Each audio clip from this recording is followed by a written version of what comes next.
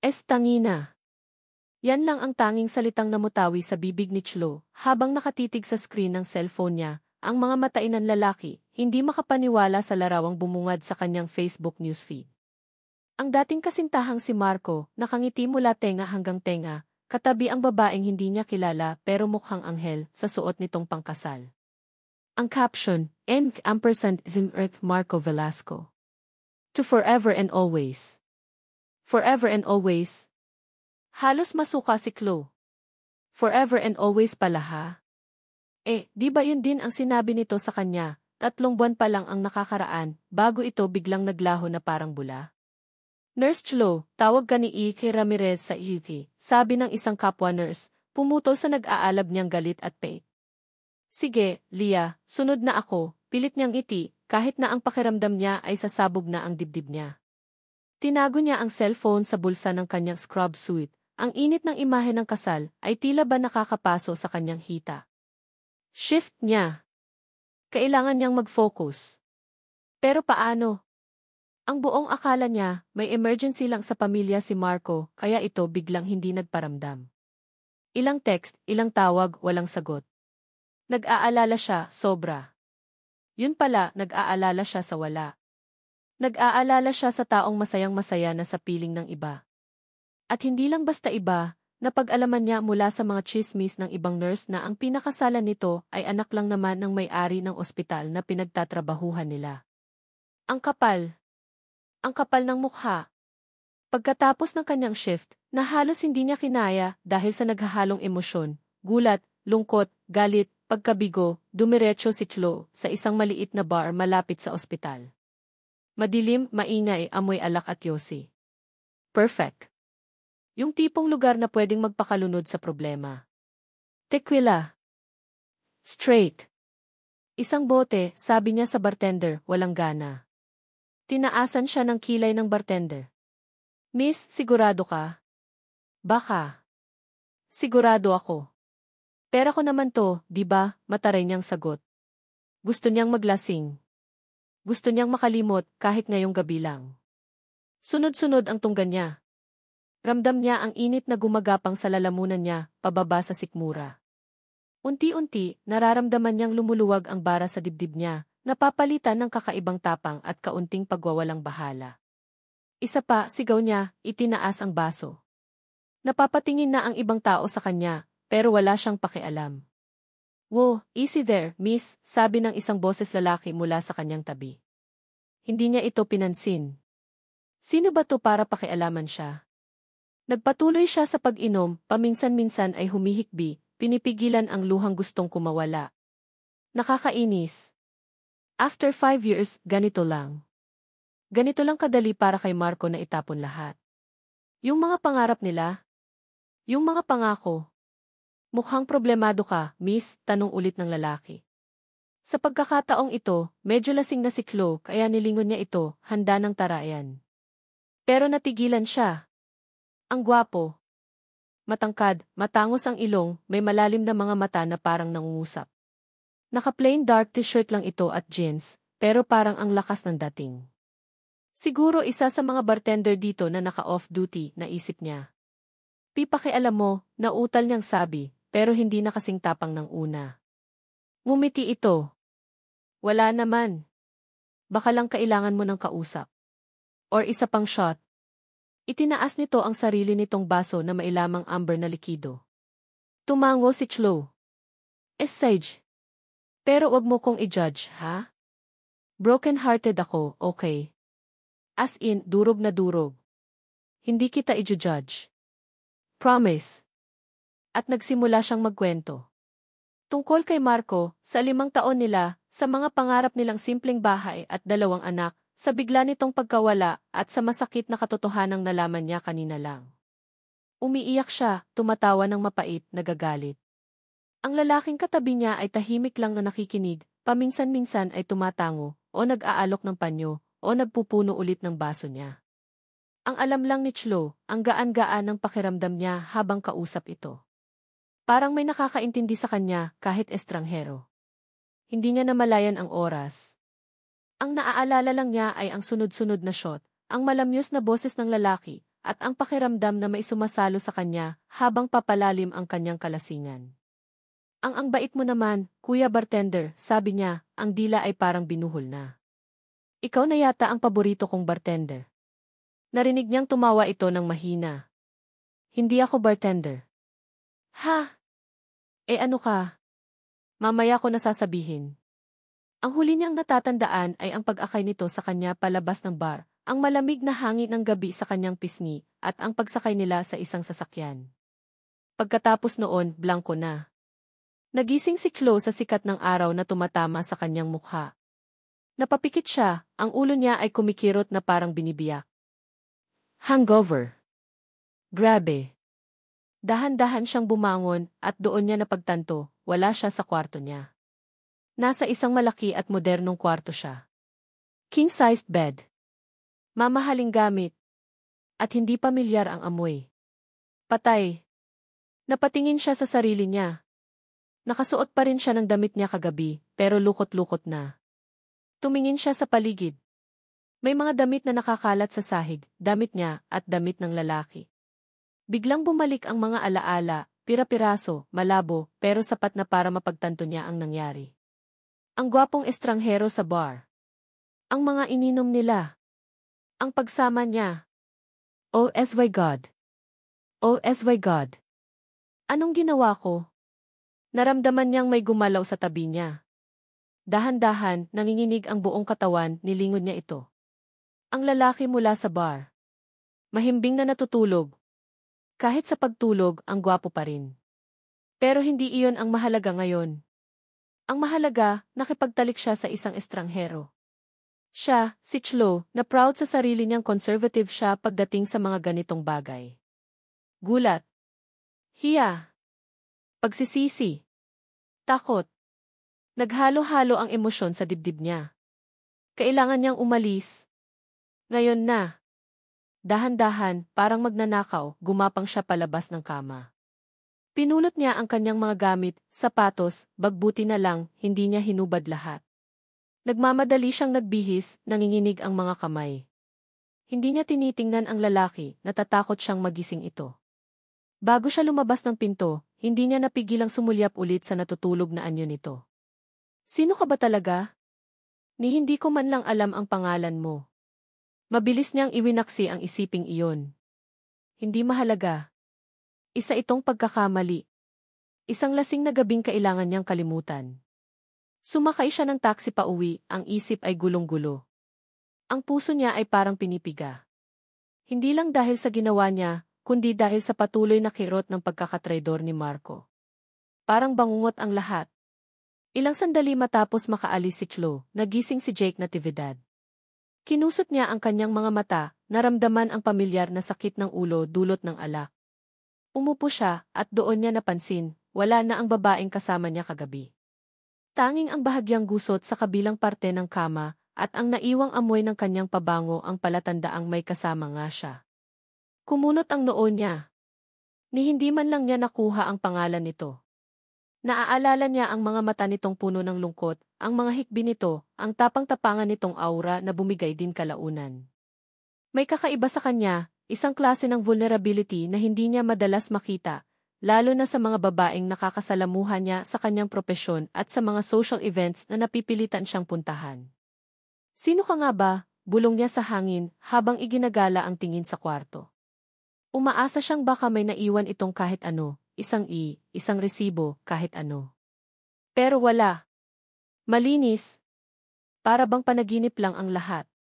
Except for the lingering scent of her perfume, something floral and light, na tila ba nakakapit pa rin sa mga unan. Tumayo si Jake, na pangiwi sa bahagyang hilo. Dumiretso siya sa bintana, hinawi ang kurtina. Manila. Maingay, magulo, pero buhay na buhay. Saan kaya sa libo-libong tao rito nagmula ang babaeng iyon? At saan siya nagpunta? Hindi niya ugaling mag-uwi ng babae sa kondo niya, lalo na kung kakakilala lang. He wasn't that type. Pero kagabi, may kung anong nagtulak sa kanya. Siguro dahil sa lungkot sa mga mata nito. Siguro dahil sa paraan nito ng pag-iyak habang nagkukwento tungkol sa gagong ex-boyfriend nito. He felt a strange urge to comfort her, to protect her, even if just for a night. He remembered her slurring, ang bait mo naman, Kuya Bartender. He chuckled softly at the memory. Definitely not the bartender. He was Jake Natividad, one of the country's top cardiothoracic surgeons. A far tirsay from a bartender. Pero sa moment na iyon, he didn't mind being mistaken for one. For a few hours, he wasn't a sought-after doctor with immense pressure on his shoulders. He was just a guy, listening to a heartbroken girl. Damn, he muttered, running his hand through his already messy hair. Hindi niya alam kung bakit, pero may kaunting disappointment siyang nararamdaman na umalis ito nang hindi man lang nagpapaalam. O baka naman, mas mabuti na rin yon. One night.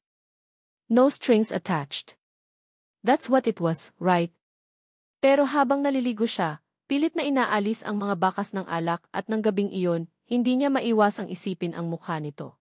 Ang mga mata nitong, kahit nalulunod sa luha, ay may taglay na kislap. Ang tapang nitong harapin ang sakit. Hindi ko man lang naitanong ang pangalan mo, sabi niya ulit sa sarili, habang tinitingnan ang refleksyon niya sa salamin. A small, almost imperceptible frown settled on his face. He tried to recall specific details, her exact words, the sound of her laugh when he tried to make silly joke to lighten her mood. Pero ang dami niyang nainom kagabi, medyo hazy ang lahat. Ang klaro lang ay ang emosyon, ang lungkot nito, at ang sarili niyang hindi maipaliwanag na pagkaengganyo. Lumabas siya ng banyo, nagbihis para pumasok sa ospital. Another day, another life to save. Kailangan niyang i-focus ang isip niya. He had his critical bypass surgery scheduled for Shamde. Walang puwang para sa mga alaala ng isang lasing na gabi at isang babaeng hindi niya kilala. Pero habang pababa siya sa elevator, papunta sa parking lot, hindi niya mapigilang mapaisip, sana okay ka lang, miss whoever you are. Isang maliit na bahagi niya ang umaasang baka sakaling mag-cruise ulit ang landas nila. Imposible, alam niya. Sa laki ng Maynila. Pero iwan. May kung anong pakiramdam sa dibdib niya na nagsasabing hindi pa tapos ang kwento nila. O baka naman, epekto lang talaga to ng hangover. Pinaandar niya ang sasakyan, pilit na iwinawaksi ang babae sa kanyang isipan. Work mode.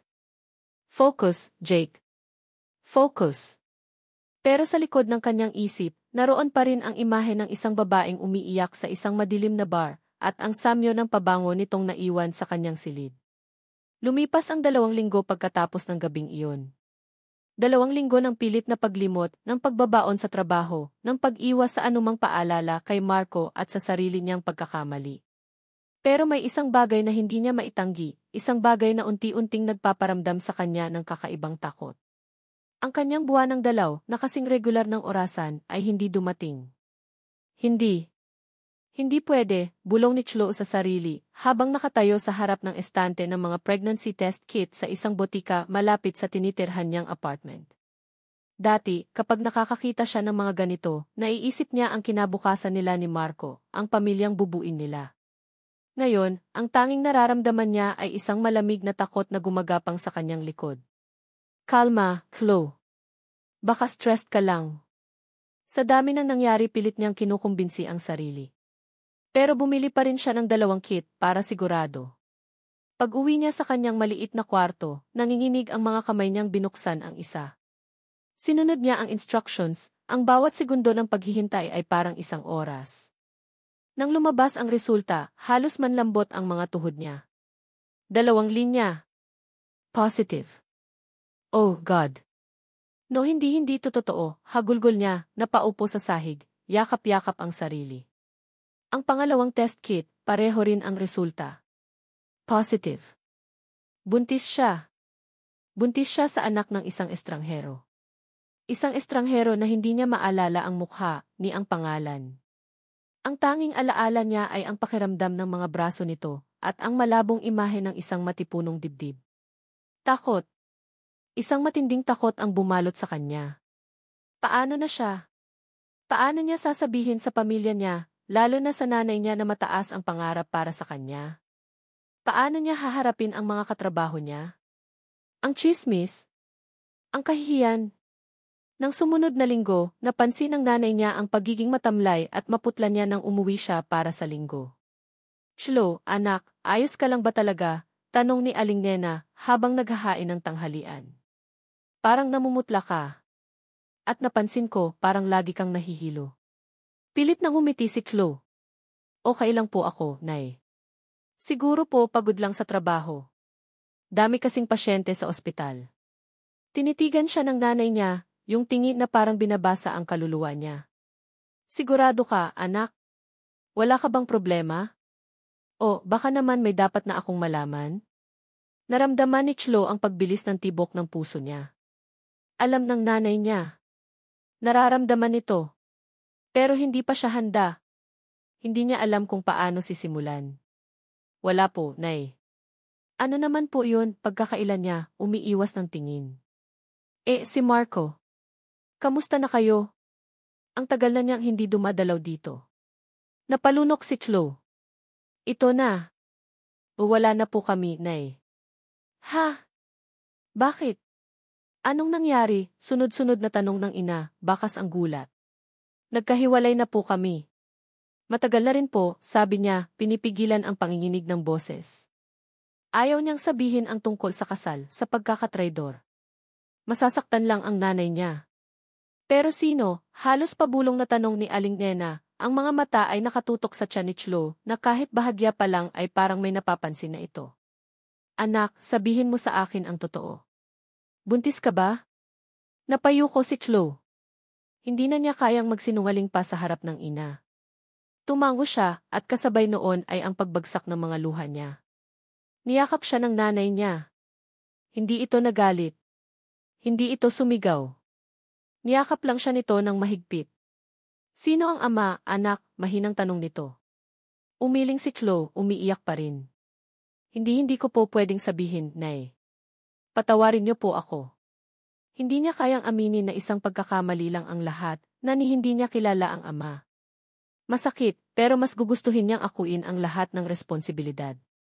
Sa mga sumunod na buwan, naging impyerno ang buhay ni Chlo. Ang morning sickness ay grabe. Ang mga tsismis sa ospital, kahit pilit niyang hindi pinapansin, ay naririnig niya. Ang mga mapanuring tingin. Ang bigat sa dibdib niya ay hindi nawawala. Nagdesisyon siya. Aalis siya. Magre-resign siya sa ospital. Lalayo siya sa Maynila.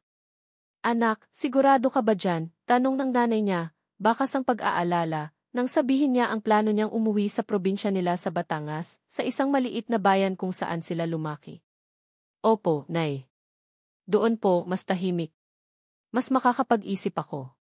At para na rin po sa baby. Ayokong lumaki siya sa ganitong environment," sabi ni Chlo, hinahaplos ang kanyang tiyan na medyo umuumbok na. Pumayag ang nanay niya, kahit mabigat sa loob nito. Nag-empek si Chlo ng kanyang mga gamit, dala ang kaunting ipon at ang determinasyong itataguyod niya ang kanyang anak, mag-isa. Sa probinsya, umupa siya ng isang maliit na kwarto malapit sa palengke. Simple lang ang buhay. Tahimik. Malayo sa mapanghusgang mata ng Maynila. Doon, sa loob ng ilang buwan, hinintay niya ang pagdating ng kanyang anak. May mga gabing umiiyak siya, iniisip ang kinabukasan. May mga gabing natatakot siya. Pero sa tuwing mararamdaman niya ang paggalaw ng sanggol sa kanyang sinapupunan, isang kakaibang tapang ang sumisibol sa puso niya. Para sa kanya. Kakayanin ko to para sa kanya. Isang gabi, habang malakas ang buhos ng ulan at kumukulog, naramdaman ni Chlo ang unang kirot. Oras na. Mag-isa lang siya. Tinawagan niya ang may-ari ng inuupahan niyang kwarto, isang matandang babae na mabait sa kanya, para humingi ng tulong. Isinugod siya sa pinakamalapit na lying-in clinic. Ang panganganak ay mahirap, masakit at mag-isa siya. Walang kamay na mahahawakan, walang pamilyar na boses na magbibigay ng lakas ng loob. Tanging ang mga instructions ng midwife at ang sarili niyang determinasyon ang kasama niya. Sa bawat iri, iniisip niya ang munting nilalang na malapit nang dumating sa buhay niya. Ang sakit ay halos hindi na niya makayanan, pero lumalaban siya. At pagkatapos ng ilang oras na tila walang katapusan, narinig niya ang pinakamatamis na tunog sa buong mundo, ang iyak ng isang sanggol. "Babae, congratulations," sabi ng midwife, ngumiti. Pero hindi pa tapos. May isa pa. Ha? Ano po? Gulat na tanong ni Chlo, hingal na hingal. Kambal pala, iha. May isa pang palabas? Gulat. Pagod. Pero may panibagong lakas na dumaloy sa kanyang katawan. Ilang sandali pa, isa pang iyak ang pumuno sa maliit na silid. Isang lalaki naman. Dalawang malulusog na sanggol. Isang babae, isang lalaki. Ang kanyang mga anak. Nang iabot sa kanya ng midwife ang dalawang munting bundle, napuno ng luha ang kanyang mga mata, pero hindi na ito luha ng takot o lungkot. Luha ito ng pag-ibig, ng kagalakan, ng isang klaseng pag-asa na matagal na niyang hindi naramdaman. Ang liliit nila ang pupula pero ang gaganda. Napaka-perpekto. Sila ang magiging mundo ko, bulong niya, hinahalikan ang maliliit nilang noo. Pinangalanan niya silang Eliana at Elian. Ang kanyang liwanag at ang kanyang lakas. Ang mga sumunod na buwan ay puno ng mga gabing walang tulog, ng pagpapadede, pagpapalit ng diaper, at pag-aalaga sa dalawang sanggol ng sabay. Mahirap, lalo na't mag-isa siya. Ang nanay niya ay dumadalaw paminsan-minsan, bit-bit ang mga kailangan nila at ang walang sawang suporta, pero ang araw-araw na pag-aalaga ay nasa balikat ni Chlo. May mga pagkakataon na halos sumuko na siya sa pagod. Isang gabi, habang malakas ulit ang ulan at sabay na umiiyak sina Eliana at Elian, napaupo si Chlo sa sahig, umiiyak na rin. Hindi ko na yata kaya to, ang hirap-hirap. Pero nang tumingin siya sa dalawang maliliit na mukha na nakatingin sa kanya, na parang umaasa sa kanya, pinunasan niya ang kanyang mga luha. Huminga siya ng malalim. Okay, mga anak.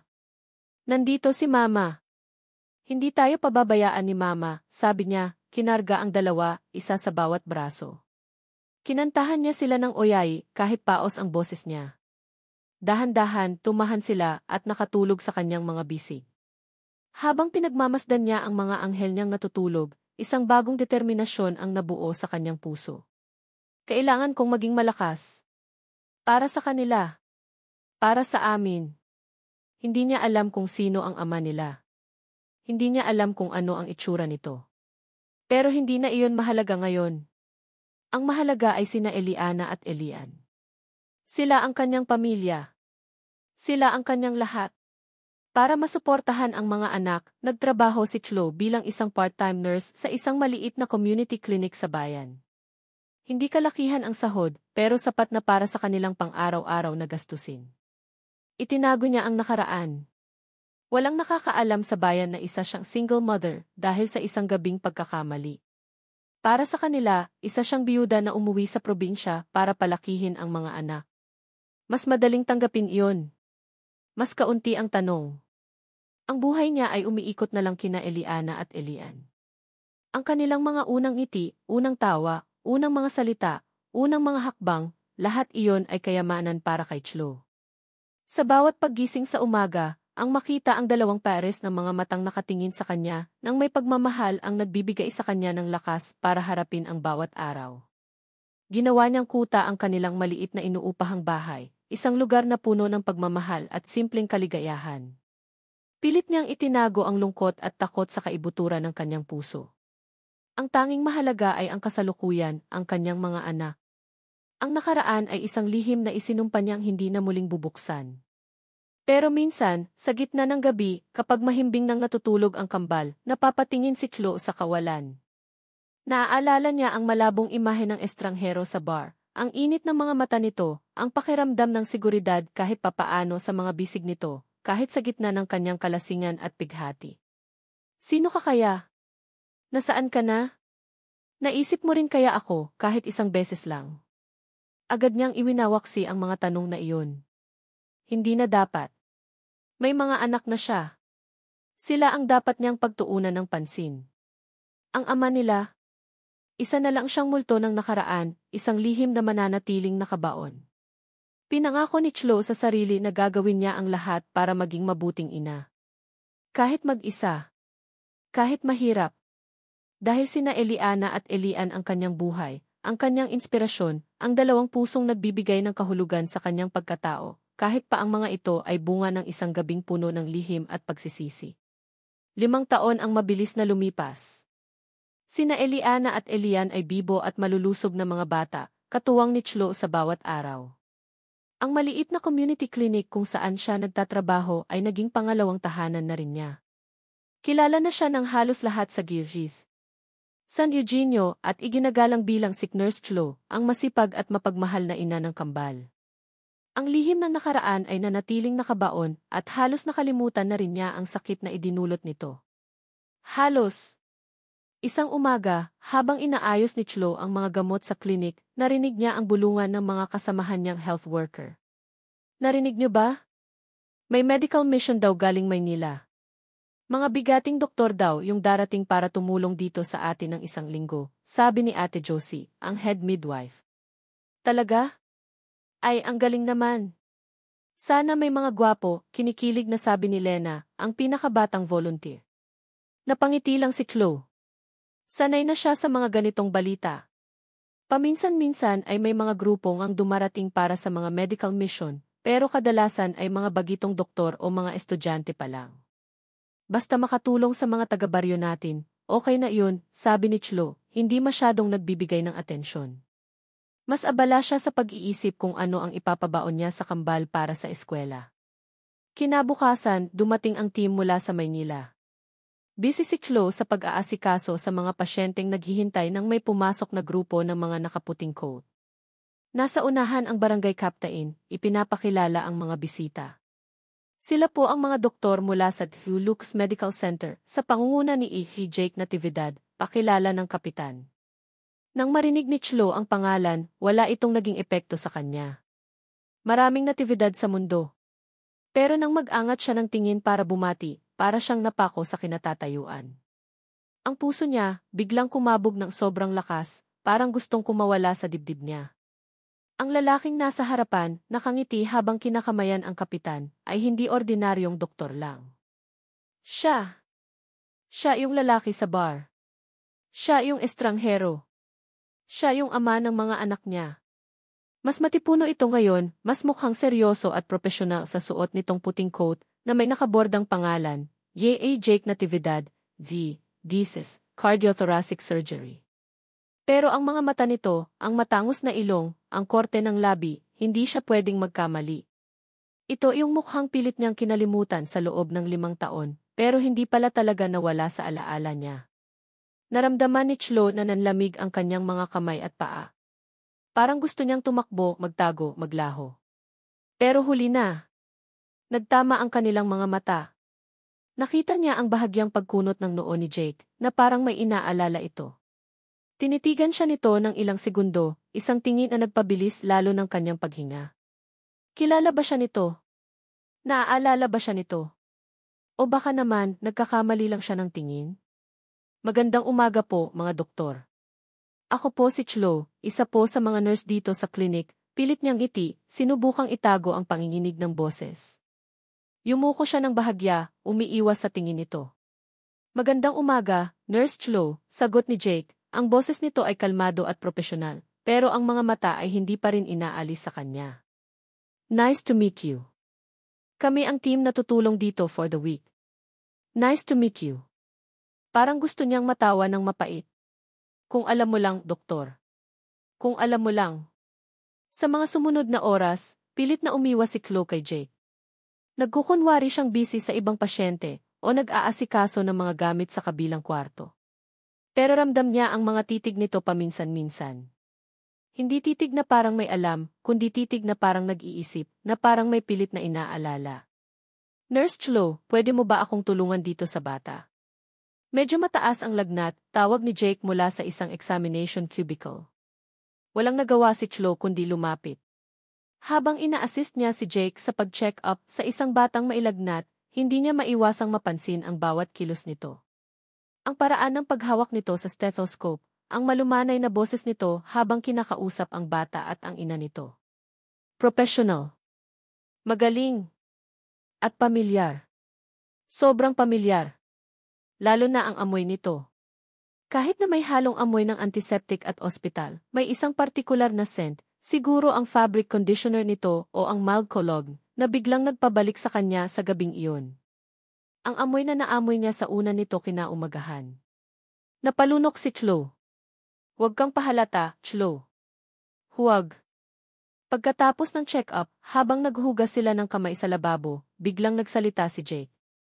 Nurse Chloe, parang nagkita na ba tayo dati? Tanong nito, diretsong nakatingin sa kanya.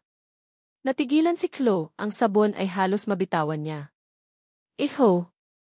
Saan naman po, doktor? Taga-probinsya lang po ako. Baka po kamukha ko lang yung nakita nyo. Pilit niyang pinapakalma ang sarili. Magaling ka umarte, Chloe. Ituloy mo lang. Ngumiti si Jake, pero yung ngiting parang hindi pa rin kumbinsido. Siguro nga. You just seem familiar. Pati yung amoy mo. May naaalala ako, pero hindi ko matukoy kung ano. Pakiramdam ni Chloe ay hihimatayin siya anumang oras. Ang amoy niya? Naalala nito ang amoy niya? Sakto namang bumukas ang pinto ng klinik at pumasok ang dalawang makukulit na bata, tumatakbo papunta sa kanya. Mama! Mama!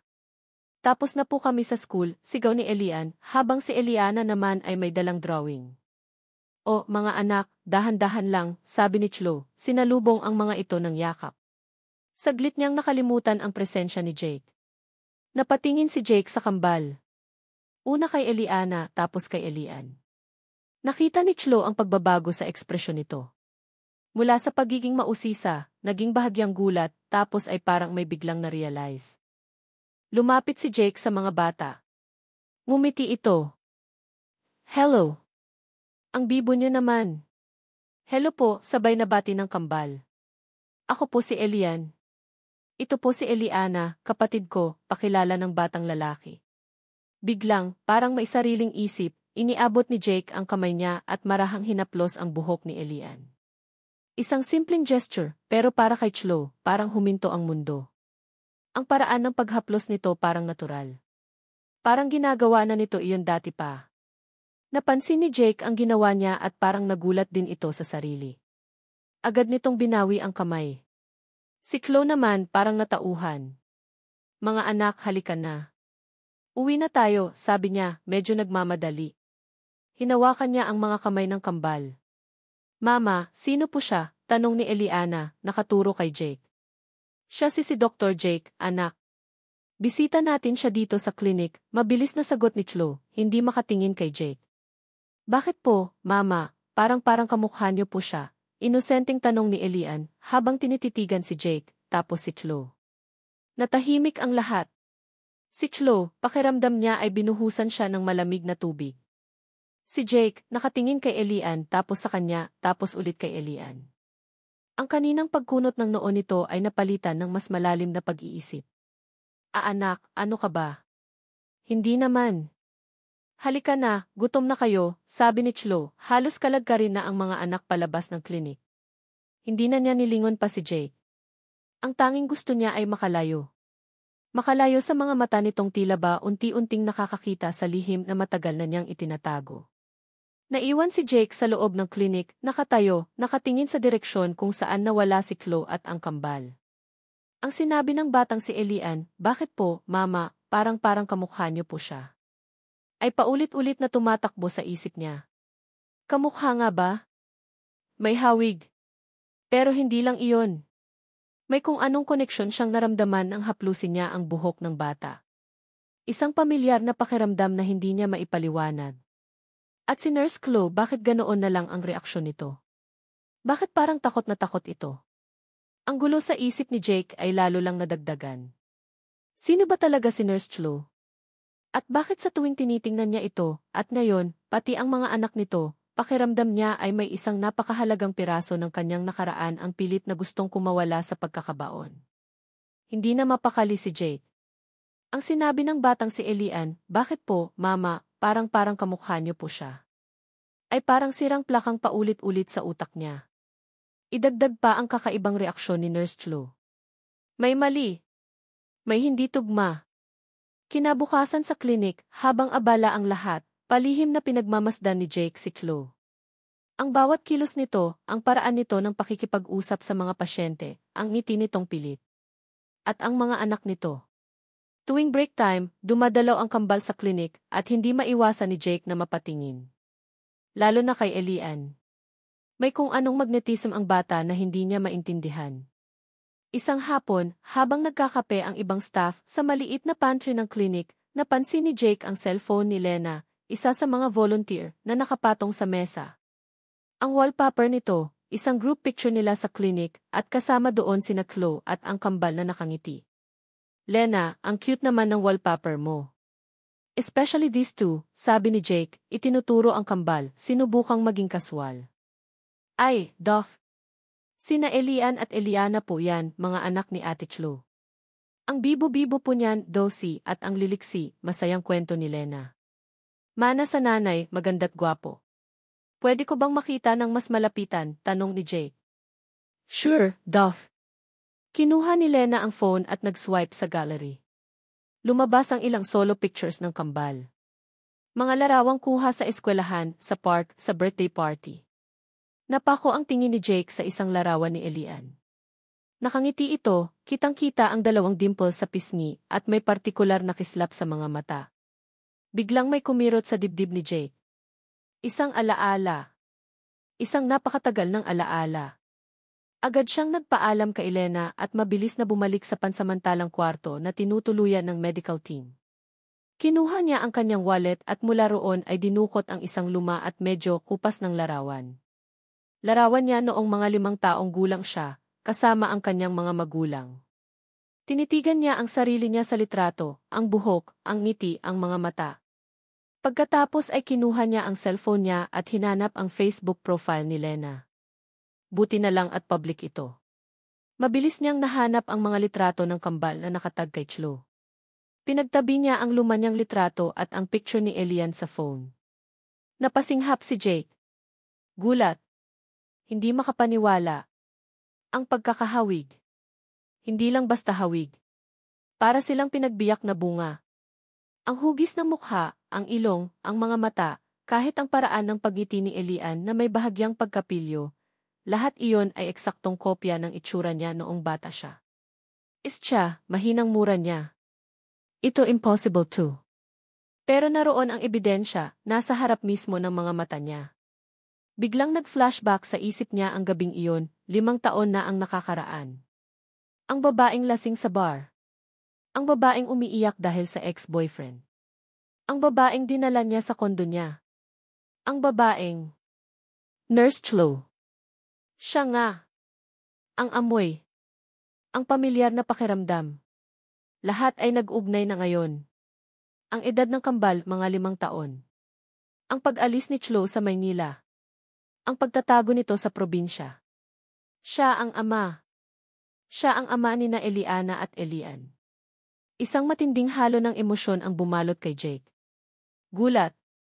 Pagtataka. At isang hindi maipaliwanag na saya. O baka naman, responsibilidad? May mga anak siya. 2. At hindi niya alam. Sa loob ng 5 taon, namuhay siya ng walang kamalay-malay na may 2 maliit na nilalang na kadugo niya, na humihinga sa parehong mundong ginagalawan niya.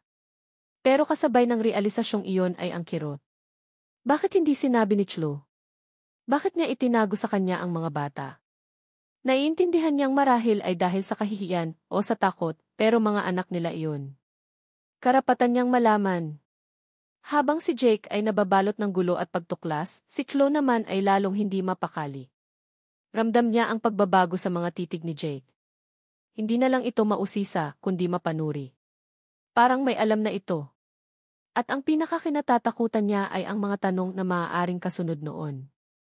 Isang hapon, habang nagliligpit si Chloe ng gamit sa klinik at palabas na sana kasama ang kambal, narinig niya ang usapan ng 2 matandang babae na naghihintay ng kanilang check-up.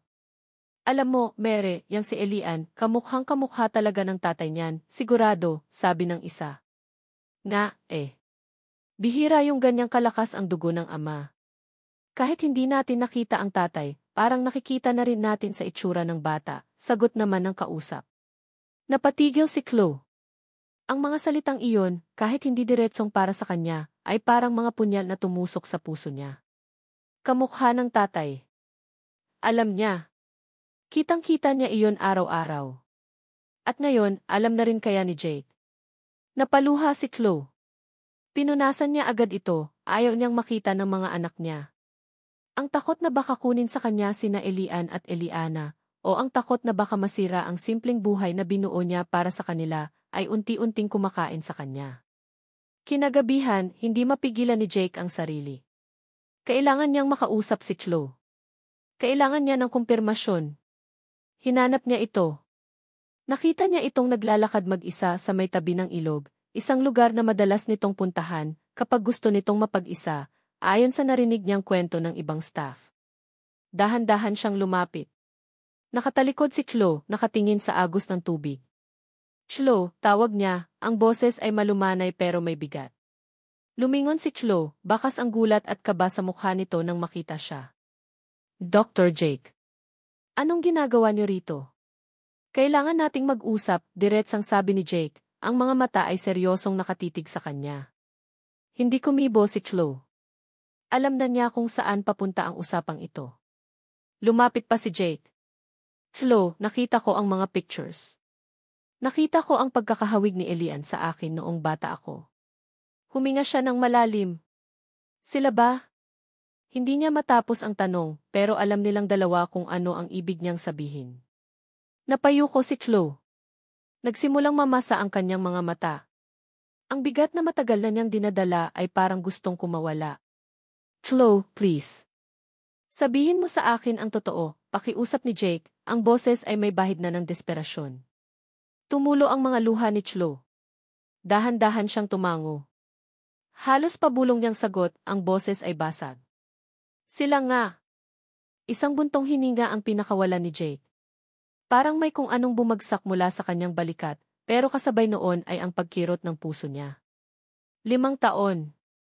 5 taong nawala sa kanya. Bakit, Chloe? Bakit hindi mo sinabi sa akin? Tanong niya, hindi galit, kundi puno ng hinanakit at kalituhan. Umiling si Chloe, lalo pang umiyak.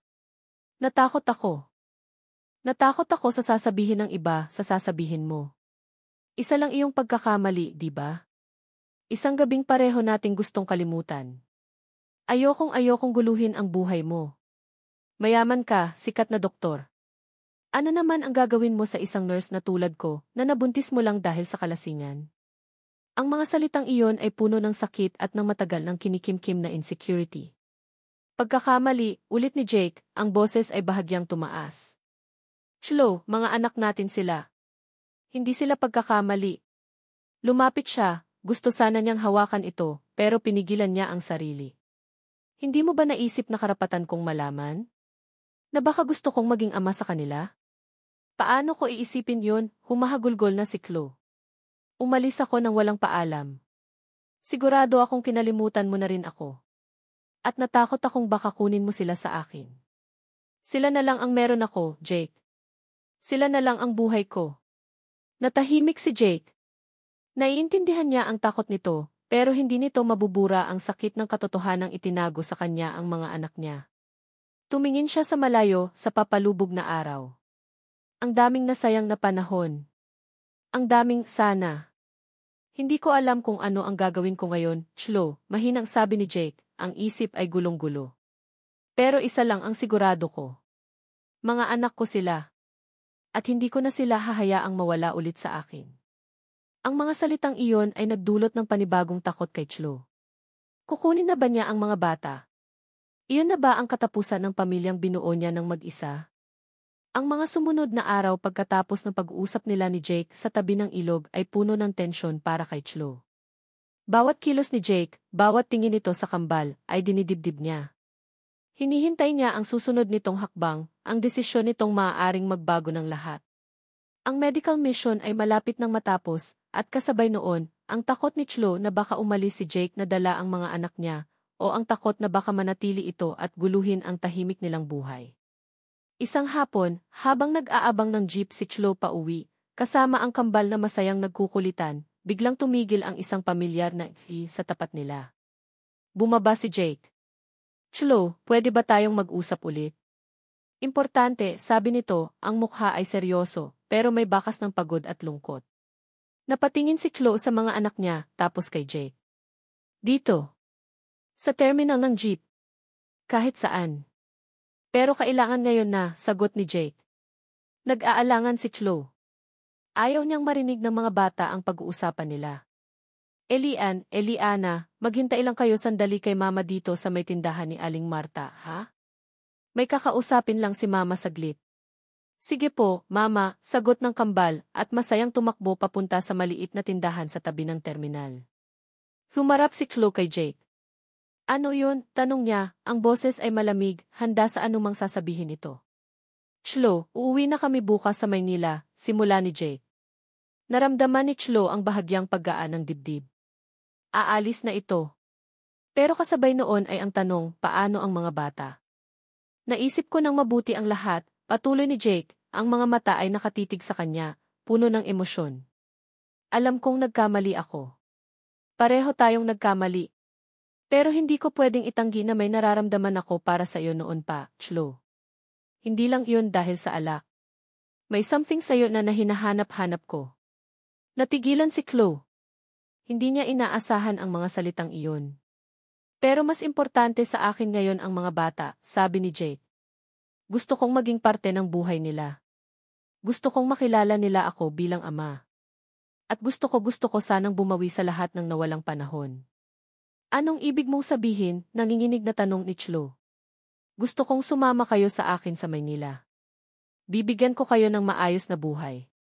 Aalagaan ko kayo. Magiging pamilya tayo, diretsong sabi ni Jake. Napailing si Chloe, ang mga luha ay nagsimula na namang tumulo. Hindi, Jake. Hindi ganun kadali iyon. Hindi mo kami pwedeng basta na lang kunin. May buhay na kami dito. Tahimik na kami dito. Pero hindi kompleto, Chloe. Alam mong hindi sila kompleto kung wala ako, giit ni Jake. Hindi kita pinilit na akuin ang responsibilidad na to, Jake, sigaw ni Chloe, ang sakit at galit ay sumabog na. 5 taon akong nag-isa. 5 taon kong pinalaki ang mga anak natin nang walang tulong mula sa iyo, nang walang nakakakilala sa iyo. Tapos ngayon, bigla kang darating at sasabihin mong gusto mong maging pamilya tayo.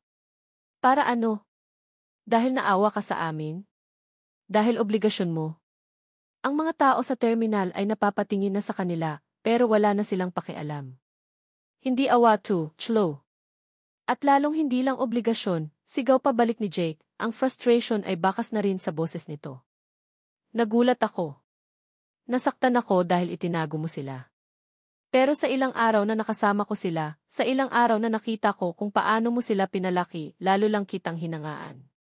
At lalo lang lumalim ang nararamdaman ko para sa iyo noon pa. Hindi ako naniniwala sa iyo, umiiyak na sabi ni Chloe. Ginagawa mo lang to para sa mga bata. Pagkatapos ng ilang buwan, kapag nagsawa ka na, iiwan mo rin kami. Tulad ng ginawa ni Marco. Tulad ng ginagawa ng lahat ng lalaki. Ang sakit ng nakaraan ay bumabalik, dinadagdagan pa ng kasalukuyang pagkalito. Nasaktan si Jake sa sinabi ni Chloe. Hindi ako si Marco, Chloe. At hinding-hindi ko kayo iiwan. Pero umiling lang si Chloe. Umalis ka na, Jake. Kalimutan mo na kami. Masaya na kami dito. Hindi ka namin kailangan. Ang mga salitang iyon ay sinabi niya, pero ang puso niya ay sumisigaw ng kabaligtaran. Biglang bumuhos ang malakas na ulan na parang nakikisabay sa drama ng kanilang mga puso. Tinitigan ni Jake si Chloe, ang mga mata nito ay puno ng sakit at determinasyon. Walang salitang lumabas sa bibig niya. Tumalikod ito at naglakad pabalik sa sasakyan, basang-basa na ng ulan. Sumakay ito at mabilis na pinaandar palayo. Naiwan si Chloe na nakatayo sa gitna ng ulan, humahagulgol. Ang mga tao sa paligid ay nagkanya-kanya na ng silong. Nakita niya ang mga anak niya na nakasilip mula sa tindahan, bakas ang pag-aalala sa mga mukha nito. Tama ba ang ginawa ko? Tanong niya sa sarili. Pero paano kung masaktan lang ulit ako? Paano kung masaktan ang mga anak ko? Kinabukasan, wala na ang medical team. Tahimik na ulit ang klinik. Pero ang puso ni Chloe ay mas magulo pa kaysa dati. Sinubukan niyang ibalik ang lahat sa dati, pero may kulang. Ang anino ni Jake, ang alaala ng mga sinabi nito, ay hindi nawawala.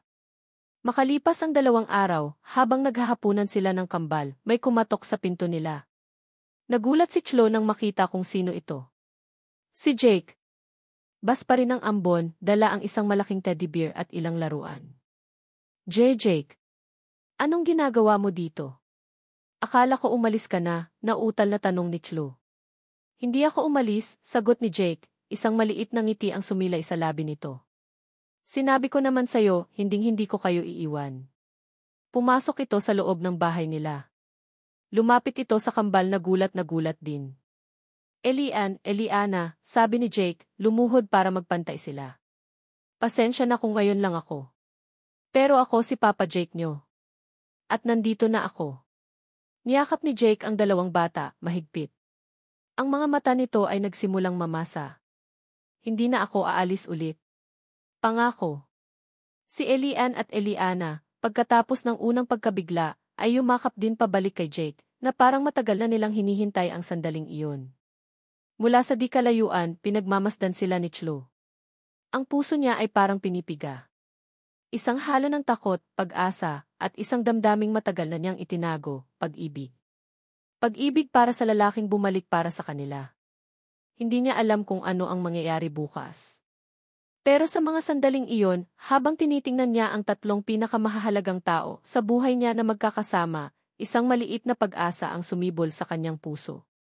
Baka nga, may happy ending pa para sa kanila. Ang pagbabalik ni Jake ay nagdulot ng malaking pagbabago sa buhay ni Chloe at ng kambal. Sa una, may ilang awkward moments, lalo na sa pagitan ni Chloe at Jake. Pareho silang nangangapa kung paano kikilos sa harap ng isa't isa, ngayong alam na nila ang nararamdaman nila at may dalawang batang nag-uugnay sa kanila. Pero ang kambal, sina Elian at Eliana, ay mabilis na naka-adjust sa presensya ng kanilang Papa Jake. Para bang isang nawawalang piraso ng puzzle ang biglang bumalik sa lugar nito. Si Jake, sa kabila ng pagiging abala sa kanyang propesyon sa Maynila, ay gumagawa ng paraan para makasama ang mga anak tuwing weekend. Minsan, siya ang bumibiyahe papuntang probinsya. Minsan naman, sina Chloe at ang kambal ang dinadala niya sa Maynila, pinapasyal sa mga parke, sa zoo, o simpleng naglalaro lang sa maluwag niyang kondo unit. Unti-unti, nabubuo ang isang pamilyar na routine, isang pamilyar na samahan. Isang araw, habang namamasyal sila sa isang mall sa Maynila, biglang hinawakan ni Jake ang kamay ni Chloe. Nagulat si Chloe, pero hindi niya ito binawi. Chloe, simula ni Jake, medyo kinakabahan. Alam kong marami tayong pinagdaanan. Maraming nasayang na oras.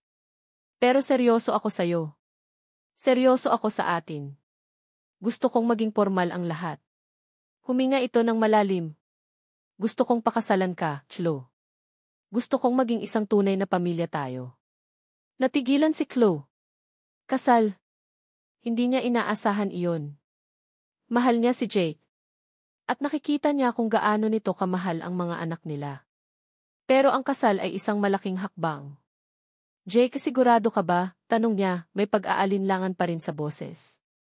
Kailanman, hindi ako naging ganito kasigurado sa buong buhay ko, sagot ni Jake, tinititigan siya sa mata. Mahal kita, Chloe. At mahal na mahal ko ang mga anak natin. Gusto kong bigyan sila ng kumpletong pamilya. Gusto kong bigyan ka ng apelyido ko. Napangiti si Chloe, ang puso niya ay punong-puno ng kaligayahan at kilig. Tumango siya. Jake, papakasalan kita. Niyakap siya ni Jake ng mahigpit, sa gitna ng maraming tao sa mall. Ang kambal naman ay nagsisigaw sa tuwa, kahit hindi pa nila lubos na naiintindihan kung ano ang ibig sabihin ng lahat. Ang plano ni Jake ay ipakilala si Chloe at ang kambal sa kanyang mga magulang. Kinakabahan si Chloe. Alam niyang galing sa isang buena familia si Jake. Ang mga natividad ay kilala hindi lang sa larangan ng medisina, kundi pati na rin sa negosyo.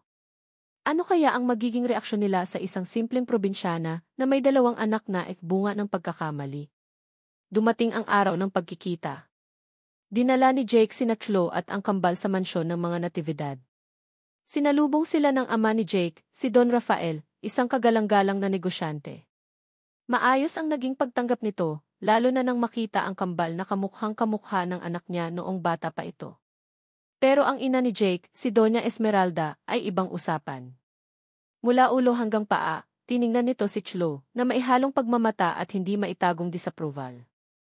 So, ikaw pala si Chloe, sabi ni Doña Esmeralda, ang boses ay malamig habang nakaupo sila sa sala. Ang nurse na nakilala ng anak ko sa isang medical mission. Ang diin sa salitang kinurse ay hindi nakaligtas sa pandinig ni Chlo. Opo, ako nga po, magalang na sagot ni Chlo, pilit nang umingiti. At ito ang mga anak nyo, tanong ulit ng matanda, ang tingin ay nasa kambal na medyo nahihiya sa tabi ni Chlo. Opo, mama. Sila sina Eliana at Elian, mga apo nyo, sagot ni Jake, hinawakan ang kamay ni Chlo. Umismid si Doña Esmeralda. Jake, anak, alam mo namang may reputasyon ang pamilya natin na dapat ingatan. Ang pamilya namin hindi tumatanggap ng second hand. Ang salitang second hand ay parang sampal kay Chlo. Naramdaman niya ang pamumula ng kanyang mukha, ang panginginig ng kanyang mga kamay. Gusto niyang tumayo at umalis, hilahin ang mga anak niya palayo sa mapanghusgang babaeng iyon. Mama, saway ni Jake, ang boses ay maihalong galit at pagkadismaya. Huwag na huwag mong sasabihin iyan kay Chlo at sa mga anak ko. Hindi sila second hand. Sila ang pamilya ko. Nakita ni Chlo ang determinasyon sa mga mata ni Jake. Handa itong ipaglaban sila. Aalis na sana si Chlo, pero pinigilan siya ni Jake, hinawakan ng mahigpit ang kanyang braso. Huwag, Chlo. Dito ka lang. Tayo ang pamilya.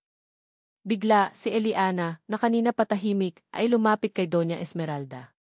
Dahan-dahan, iniabot nito ang maliit niyang kamay at humalik sa pisngi ng matanda. Sumunod si Elian, ginaya ang kapatid. Nagulat si Doña Esmeralda sa ginawa ng mga bata. For a moment, nawala ang tigas ng kanyang mukha. Nakita ni Chlo ang bahagyang paglambot sa mga mata nito, isang kislap ng lola. Mama, sabi ni Jake, mas kalmado na ngayon. Mahal ko si Chlo. At mahal na mahal ko ang mga anak namin. Pakakasalan ko siya sa ayaw at sa gusto mo. Pero mas gugustuhin ko kung tatanggapin mo sila dahil pamilya tayo. At sila, ang mga apo mo ay dugo ng dugo mo. Hindi kumibo si Doña Esmeralda, pero hindi na kasing tigas ng dati ang ekspresyon nito. Nakatingin ito sa kambal na ngayon ay nakangiti na sa kanya. Sa mga sumunod na linggo, kahit hindi pa rin lubusang tanggap ni Doña Esmeralda ang sitwasyon, hindi na ito kasing tutol ng dati. Unti-unti, nakikita nito ang kabutihan ni Chlo at ang pagmamahal ni Jake para dito at sa mga bata. Ang kambal, sa kanilang natural na charm at pagiging bibo, ay unti-unti ring napapalapit sa puso ng kanilang lola. Nagdesisyon sina Jake at Chlo na manirahan muna sa isang bahay na malapit sa ospital kung saan nagtatrabaho si Jake, habang inaayos ang kanilang kasal. Masaya ang kambal sa bago nilang tahanan. Mas malaki, mas maraming laruan, at higit sa lahat, kasama na nila ang kanilang Papa Jake araw-araw. Si Chlo, kahit may mga agam-agam pa rin, ay nagsisimula ng maniwala na posible pala ang isang masayang pamilya, kahit pa nagsimula sila sa isang hindi inaasahang paraan. Isang gabi, habang naghahanda sila para sa isang maliit na salu-salo, kasama ang ilang kaibigan at katrabaho ni Jake, niyakap ni Jake si Chlo mula sa likod. Kinakabahan ka pa rin ba sa sasabihin ng iba? Tanong ni Jake, hinalikan ang buhok nito. Yumeling si Chlo. Hindi na masyado. Ang importante, kasama kita, kasama natin ang mga anak natin. Ngumiti si Jake. That's in why girl. Sa salu-salo, tumayo si Jake para magbigay ng maikling mensahe. Maraming salamat sa pagdalo niyo ngayong gabi. Simula niya, nakatingin sa mga bisita, pero ang mga mata ay bumaling kay Chlo at sa kambal na nakaupo sa isang tabi. Gusto ko lang pong ipaalam sa inyong lahat, lalo na sa mga nagtatanong pa rin, na itong magandang babaeng ito, sabay turo kay Chlo, ay ang babaeng pakakasalan ko. At itong dalawang makukulit na ito, sabay kindat sa kambal, ay ang mga anak ko. Hindi sila second hand. They are Dinway World. At kami ay isang pamilya. Nagpalakpakan ang mga tao. Si Chlo, napaluha na naman pero ngayon ay luha ng purong kaligayahan. Niyakap siya ng kambal. Mula sa isang sulok, nakita niya si Doña Esmeralda na tahimik na nakangiti. Baka nga, may pag-asa pa para sa lahat. Ang araw ng kasal ni na Jake at Chlo ay dumating. Hindi ito isang granding selebrasyon sa isang mamahaling hotel o simbahan sa Maynila, gaya ng marahil ay inaasahan ng marami mula sa isang natividad. Sa halip, pinili nilang idaos ito sa Girgiv, San Eugenio, sa mismong probinsya kung saan nagsimula ang kanilang pangalawang pagkakataon, kung saan muling nagtagpo ang kanilang mga landas. Ang venue ay ang bakura ng luma nilang eskwelahan, ang San Eugenio Elementary School, kung saan nag-aral si Chloe noong bata pa siya. Simple lang ang dekorasyon, mga puting tela na sumasayaw sa hangin, mga sariwang bulaklak mula sa mga hardin ng mga kapitbahay, at mga parol na gawa sa kawayan na magbibigay liwanag pagsapit ng gabi. Ito ang gusto ni Chloe, isang kasal na simple, intimo at puno ng kahulugan. Pumayag si Jake dahil ang tanging mahalaga sa kanya ay ang makasama si Chloe at ang mga anak nila. Ang mga taga-baryo, na naging parang pangalawang pamilya na rin ni Chloe, ay abala sa pagtulong. May nagluluto ng mga pagkain para sa handaan, mga tradisyonal na pagkaing Pinoy tulad ng lechon, kaldereta, at pansit. May nag-aayos ng mga upuan, may nagkakabit ng mga ilaw. Ang buong komunidad ay masaya para kina Chloe at Jake. Si Aling Nena, ang nanay ni Chloe, ay hindi mapigil ang pagluha habang tinutulungan si Chloe sa pagbibihis. Isang simpleng puting bestida ang suot ni Chloe na nagpapatingkad lalo sa natural niyang ganda. Anak, ang ganda-ganda mo, sabi ni Aling Nena, pinupunasan ang sariling luha. Hindi ko akalain na darating ang araw na to, lalo na pagkatapos ng lahat ng pinagdaanan mo. Pero tingnan mo ngayon, ibinigay pa rin sa'yo ng Diyos ang kaligayahan mo. Niyakap ni Chloe ang ina. Salamat po, Nay, sa lahat-lahat. Sa hindi niyo po ako iniwan. Nang handa na ang lahat, tumugtog ang isang malamyos na musika mula sa isang gitarista, isa sa mga kababayan nila.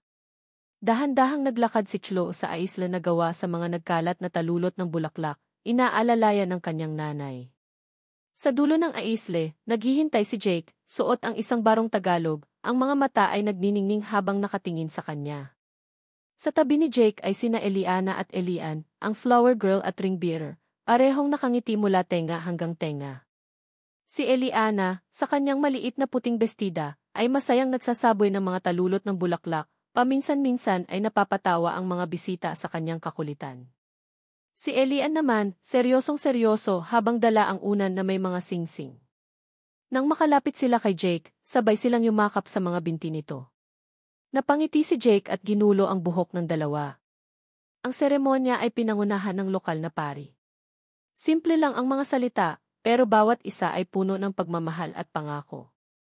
Nang oras na para sa palitan ng mga vows, hindi napigilan ni Chloe at Jake ang pangingilid ng kanilang mga luha. Chloe, simula ni Jake, hinawakan ang mga kamay nito. 5 taon na ang nakalipas mula noong gabing iyon, isang gabing akala ko ay isa lang pagkakamali, isang gabing pilit kong kinalimutan. Pero hindi ko alam, iyon pala ang simula ng pinakamagandang nangyari sa buhay ko. Ikaw at ang 2 anghel na ito, sabay tingin sa kambal. Hindi ko maipapangako na magiging perpekto ang lahat, pero ipinapangako ko na mamahalin kita, aalagaan, at igagalang, kasama sina Elian at Eliana, habang buhay. Ikaw ang buhay ko, Chloe. Kayo ang mundo ko. Napaluha si Chloe. Jake, sabi niya, ang boses ay nanginginig. Dumating ka sa buhay ko noong mga panahong akala ko ay wala ng pag-asa. Noong gabing iyon, durog na durog ako, pero sa gitna ng kalasingan at sakit, may naramdaman akong kakaiba sa'yo. Isang pakiramdam ng kaligtasan. Hindi ko alam na ikaw pala ang magiging sagot sa lahat ng dasal ko. Salamat sa pagbabalik mo. Salamat sa pagmamahal mo sa akin at lalo na sa mga anak natin. Ipinapangako ko na mamahalin kita ng buong puso, sa hirap at ginhawa, hanggang sa huli. Pagkatapos ng palitan ng singsing at ng TA2, naghalikan sila sa gitna ng malakas na palakpakan at hiyawan ng mga tao. Ang hangin ay napuno ng saya at pag-ibig. Sa resepsyon na ginanap pa rin sa school grounds, masaya ang lahat. May kantahan, sayawan at walang katapusang kwentuhan. Maging si Doña Esmeralda, na dumalo kasama si Don Rafael, ay nakikitawa na rin at paminsan-minsan ay kinakarga ang kanyang mga apo. Tila ba ang dating yelo sa puso nito ay unti-unti nang natutunaw. Habang pinagmamasdan ni Chloe si Jake na masayang karga-karga si Eliana, habang si Elian naman ay nakakapit sa binti nito, napangiti siya. Lumapit siya sa kanila. Masaya ka ba? Tanong ni Jake, niyakap siya sa baywang. Tumango si Chloe, isinandal ang ulo sa dibdib ni Jake. Sobra. Ngayon, buo na ako. Hinalikan siya ni Jake sa noo. Ako rin. Buong-buo na.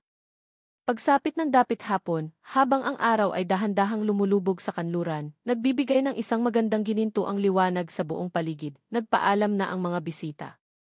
Ang natira na lang ay sina Jake, Chloe, ang kambal, si Aling Nena, at ang mga magulang ni Jake. Naupo sila sa isang mahabang mesa, nagkukwentuhan, nagtatawanan. Ang dating mga lihim, mga takot, at mga sakit ay napalitan na ng pag-unawa, pagpapatawad, at higit sa lahat, pagmamahal. Ang isang lasing na gabing hindi nila maalala ay naging simula pala ng isang panghabang buhay na pag-iibigan. Ang sekretong nagdala ng takot at kahihiyan ay siya rin palang nagdala ng liwanag at kumpletong kaligayahan sa kanilang mga buhay. Mula sa isang pagkakamali, nabuo ang isang pamilya. Isang pamilyang hindi perpekto pero puno ng pagmamahal. Isang pamilyang pinagtibay ng panahon, ng mga pagsubok, at ng isang pag-ibig na handang magpatawad at magbigay ng pangalawang pagkakataon. Habang ang mga bituin ay nagsisimula ng lumitaw sa langit ng San Eugenio, at ang mga kuliglig ay nagsisimula ng humuni, magkayakap sina Jake at Chloe, pinagmamasdan ang kanilang mga anak na masayang naglalaro sa damuhan. Sa ilalim ng mapagmahal na tingin ng kanilang mga lolo at lola. Ang dating dalawang pusong puno ng lihim ay ngayon ay iisa na lang, puno ng pag-ibig at pag-asa para sa isang masayang kinabukasan. Ang kanilang kwento ay isang patunay na minsan, ang mga hindi inaasahang pangyayari, ang mga pagkakamali, ay maaaring magbunga ng pinakamagandang regalo sa buhay. At para kina Jake at Chloe, ang regalong iyon ay ang kanilang pamilya. Wakas. Mahal kong mga mambabasa. Una sa lahat, mula sa kaibuturan ng aking puso, isang taos-pusong pasasalamat sa inyong lahat na sumubaybay sa kwento ni Chloe at Jake, mula sa ang lasing na gabing hindi ko na maalala, hanggang sa kanilang matamis na ang sekretong nagdala ng liwanag.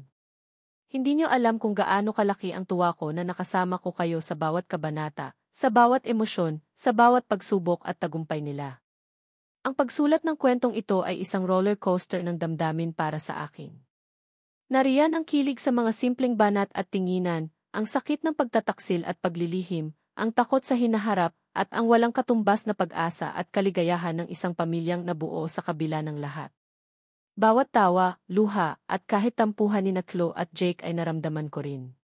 Naging parang totoong mga kaibigan ko sila, at ang San Eugenio ay naging parang sarili kong baryo na puno ng init at pagmamahalan. Ang layunin ko talaga ay makalikha ng isang kwentong makakapagbigay ng init sa puso, yung tipong pagkatapos mong basahin ay mapapangiti ka at maniniwala ulit sa pag-ibig at pangalawang pagkakataon. Sana, sa paglalakbay ni Chloe at Jake, may mga aral at mensahe kayong napulot na babaunin ninyo. Nais kong iparating na ang tunay na pag-ibig ay mapagpatawad at laging nagbibigay ng pangalawang pagkakataon. Ang pamilya ay hindi lamang nabubuo sa dugo, kundi sa pagmamahal, pag-unawa, at pag-aarugang walang hinihintay na kapalit. Kahit hindi perpekto ang simula, maaaring maging napakaganda ng kahahantungan. Ang mga pagkakamali ay parte ng ating buhay, ngunit hindi ito ang dapat magdikta ng ating kinabukasan. Maaari itong maging daan tungo sa mga hindi inaasahang biyaya at paglago. At higit sa lahat, ang katatagan ng isang tao, lalo na ng isang ina, ay walang kapantay. Ang pagmamahal sa anak ang nagbibigay ng lakas para harapin ang anumang unos. Kung nagustuhan niyo ang kwento ni Chloe, Jake, Eliana, at Elian, inaanyayahan ko kayong ibahagi ito sa inyong mga kaibigan, pamilya, at sa lahat ng mahilig sa mga kwentong nagbibigay inspirasyon at kilig. At syempre, huwag po kayong mahiyang mag-iwan ng inyong mga komento, reaksyon, o kahit anong saloobin tungkol sa kwento. Ano ang pinakapaborito niyong eksena? Sinong karakter ang pinakatumatak sa inyo? Anong aral ang inyong natutunan? Ang inyong mga mensahe ay napakahalaga sa akin at nagsisilbing inspirasyon para patuloy pa akong makapagsulat ng mga kwentong tatatak sa inyong mga puso. Muli, maraming salamat po. Hanggang sa muli nating pagkikita sa mga susunod pang kwento. Nagmamahal. Ang inyong manunulat.